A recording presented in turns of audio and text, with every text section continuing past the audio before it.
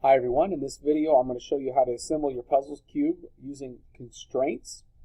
Before I get going here, I want to let you know that video 5, my next video in this series, I'm going to do the same thing. I'm going to assemble the puzzle cube, but I'm going to use what's called joints instead.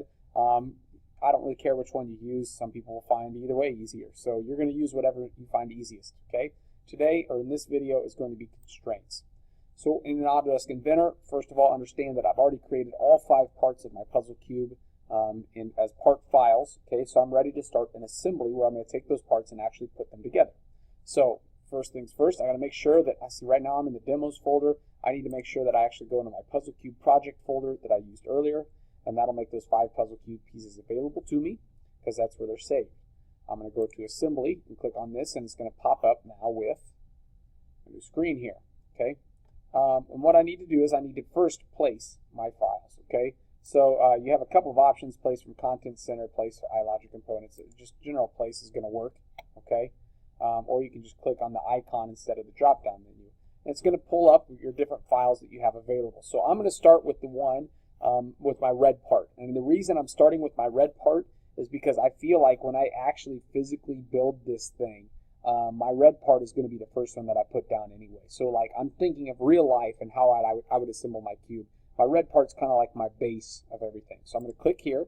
I'm going to click open. I'm going to place my red part by clicking. Okay, so now it's there. All right. Now notice if I click anywhere else, it's going to place multiple parts, which is helpful. Like if you're building something with lots of little pieces in it that are look exactly the same, I can place it more than once. Okay, but I don't need the red one anymore. So I have a couple of options. I can either right click and choose OK, or I can come over here and just click place again instead, and it's going to pull up and say, okay, what's next, right? And so like for instance, I can do my light blue part next. I can come up here and click place. Here's my dark blue part. It's going to be somewhere over here. And I need my green part. It's going to be somewhere over here.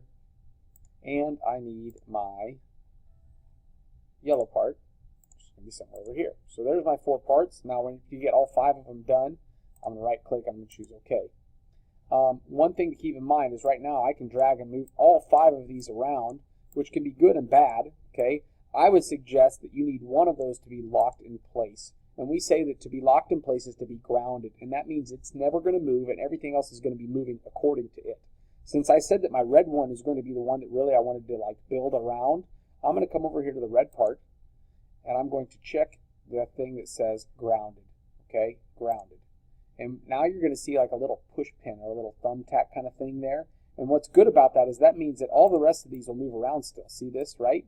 But the red one does not, okay? The red one no longer moves, and that means that it's going to stay locked in place. It's going to help me find my home view. And whenever I come and I start moving around and I'm like, oh man, here I go, I'm off and I need to get back to my regular view, it's going to base everything around the red. Red is going to be centered, okay? That's all I did there.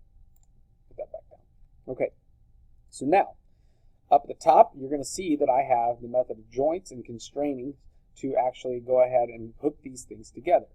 And so I'm going to do constraining in this video now that I have all 5 parts placed. To constrain, when I click on constrain, I'm going to show you in the course of this class how to use a lot of these different commands. But for now we're going to use what's called mating and flushing.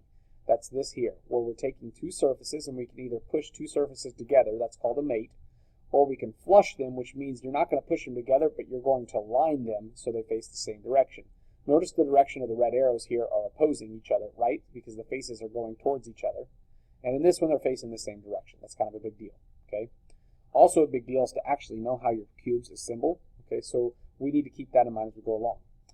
For instance, I know that right now, my blue piece right here, this one that looks like the H, actually fits over the top of the red piece just like it's assembled here, just in the same orientation. So what I can do is I can use a mate, and I can come over here, I'm going to zoom a little bit, and I'm going to see, you see that red arrow pop up? I'm going to click there, I'm going to say that face here needs to correspond to the inside face, which I can't see right now, of this light blue piece, okay? They need to be on the same plane. So you have a couple of options. You can come over here and you can, like, for instance, click on the top right cube, and if I do that, all of a sudden this back surface of the blue is visible, right? And whenever I click here, okay, now those two just got locked together. If I look at it from the side, you see how those have been mated together. The 2 surfaces are now pressed together and unable to move, okay, I can click OK, and it gets out of this menu completely. And now I can see that if I try to move this, okay, uh-oh, that's not good. There we go. All right, so back to this. Let me get back to a view that works. Okay, so I can move these around, and you're like, well, wait a second, I thought you locked those in place. Well, I did. Understand this is an optical illusion.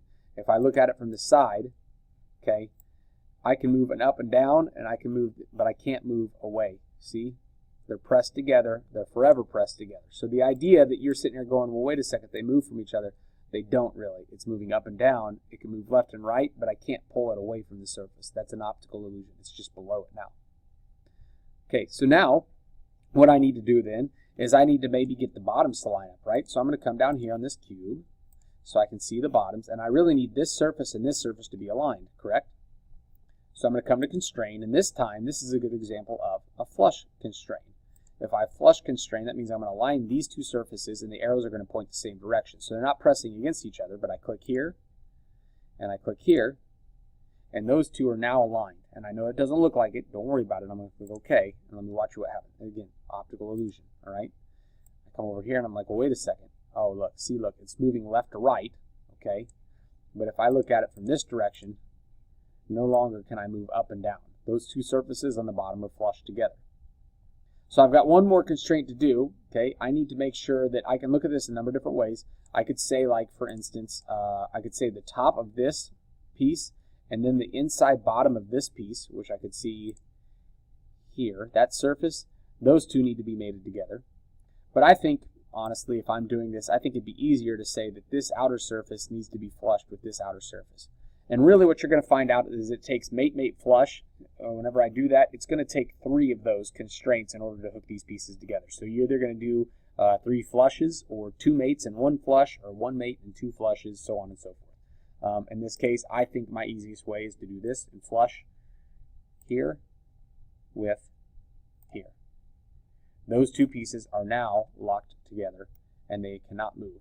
Okay, and because the red one can't move, now you see that little no sign comes up, and that means the blue one can't move either. It's completely constrained to each other. Hopefully that makes sense. Your job now is to go through and do that with yours, but you're going to have to repeat it for all of these pieces here. When you're done, you should end up with the puzzle cube. In the next video, I'm going to show you how to use this joint command instead. Some people will find it easier, some will find it a little bit more difficult. I kind of like it, but I've been using Autodesk Inventor for a while, and it's a different way just to connect. You're going to get the same exact thing in the end.